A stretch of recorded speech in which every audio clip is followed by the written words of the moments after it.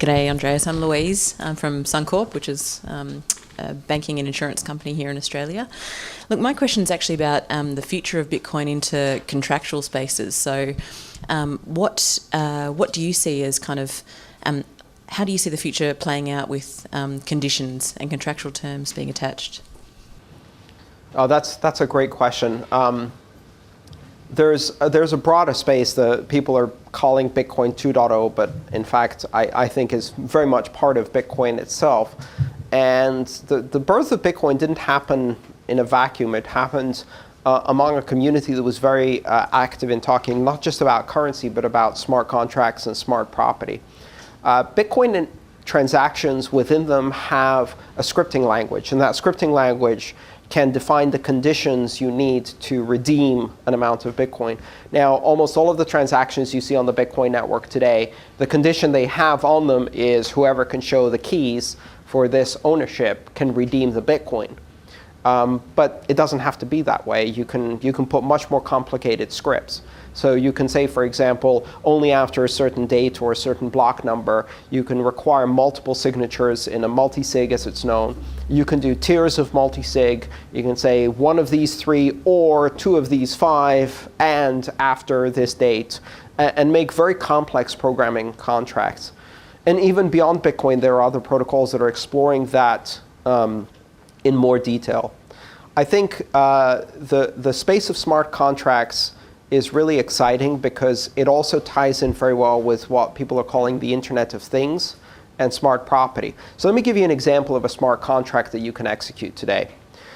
Most cars today have electronic ignition and engine management systems that are keyed off your key. And your key isn't just a metal key that opens the lock on the ignition. It also has, most of them have a chip inside that does a full encrypted challenge response protocol. So the key identifies itself to the car identifies the key, and that unlocks the electronic ignition system. You will find papers online specifically on the idea of smart property where, for example, a car can use the blockchain to identify its owner. So instead of being presented with a physical key, you can present it with a key that's off your mobile wallet, for example, which proves ownership to your car every time you step inside just over Bluetooth with your mobile wallet. But the interesting thing here is that you could sell your car to someone and transfer that token with a Bitcoin transaction. So Sam's here. We create a transaction which has two parts. One part gives me $10,000, and the other part of the transaction transfers the key token from my car to Sam. Once that transaction is signed, both parts go into effect.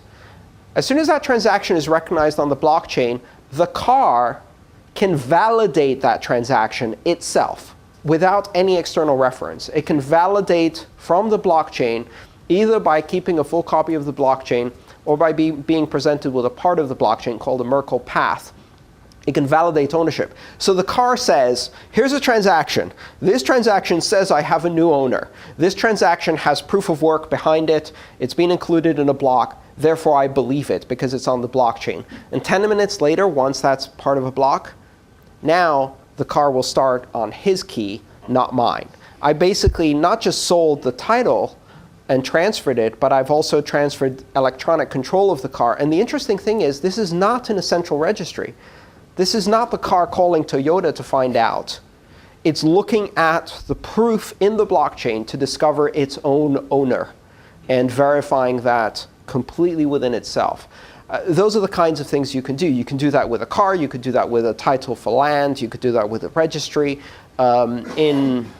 In a conference I was at recently, a couple of people put their wedding vows on the blockchain so they could essentially have their marriage registered on the blockchain. The blockchain technology itself is a synchronized, securely timestamped database that can store information about ownership.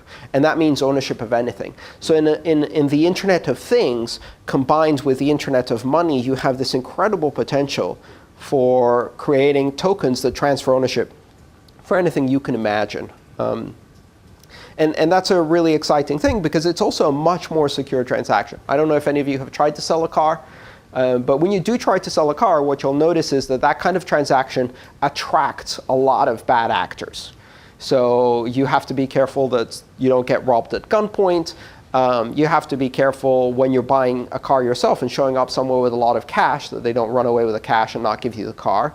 And when I receive cash for my car, I have to make sure that cash is real, right? It's not easy to tell counterfeits. So if I'm given counterfeit money, then I'm stuck because I've given the car to someone else.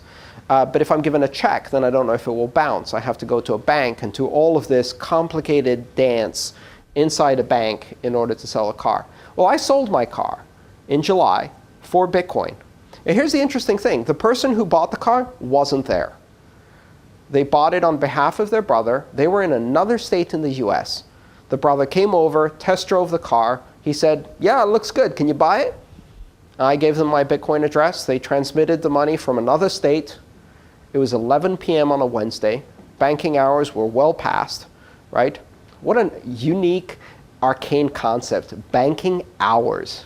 The hell is that? Anyway, so 3 to 5 business days later, no, I'm just kidding. 30 minutes later, I had 3 confirmations. So I sat down and had a late snack at a local eatery. And after 6 confirmations, I signed over the title to the car, and it was done. 6 confirmations was not only enough to secure a 10,000 transaction. I could have sold a Ferrari with 6 confirmations quite comfortably about receiving that kind of money. Now that was a seamless, easy, straightforward transaction. You can't do that with cash. You can't do that with a check. So, and that wasn't even using smart property. It was just the basic Bitcoin.